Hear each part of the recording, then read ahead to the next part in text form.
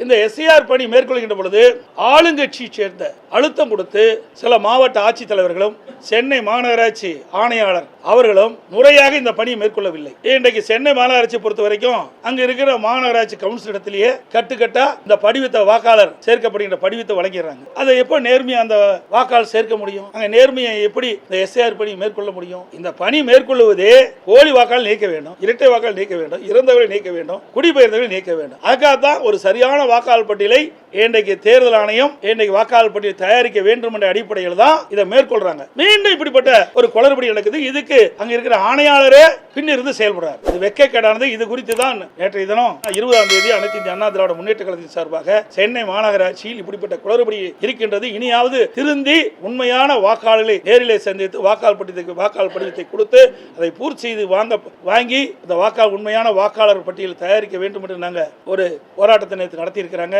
காஞ்சிபுரத்திலையும் நடத்தியிருக்கிறாங்க. பல இடத்துல நடக்க வேண்டிய சூழ்நிலைக்கு தள்ளப்பட்டுக்கிறோம். இதை ஆளுங்கட்சியை சேர்ந்த அதிகாரத்தில் இருக்கின்றவர்கள் அவருடைய அதிகாரத்தை பயன்படுத்தி இப்படி எஸ்ஐஆர் பணி முழுமையாக நடைபெறக்கூடாது என்ற ஒரு அடிப்படையில் செயல்பட்டு வன்மையாக கண்டிக்கத்தக்கது. தேர்தல் ஆணையம் விழிப்போடு இருந்து இதற்கு உரிய நடவடிக்கை எடுக்கப்பட வேண்டும் என்று வலியுறுத்துகின்றேன்.